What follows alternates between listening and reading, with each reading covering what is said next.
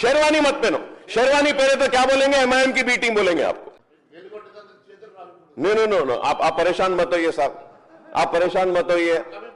नहीं, आप परेशान मत होइए, आपको शेरवानी पहनने की भी जरूरत नहीं है,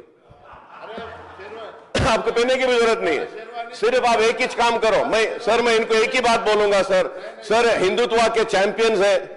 अगर मैं तो शेरवानी पहनने में फख्र महसूस करता हूं, माथे पे तिलक लगा के आ जाओ सर, बहुत टाइम देते, लगा के आ जाओ। शेरवानी मत पहनो। शेरवानी पहने तो क्या बोलेंगे, एमआईएम की बी टीम बोलेंगे आपको। वो मत पहनो। हमारे को बोलते हैं बी टीम बोल के, अब उसके बाद बोलेंगे हाँ ये तेलंगाना बीजेपी एमआईएम की बी टीम में बोलेंगे।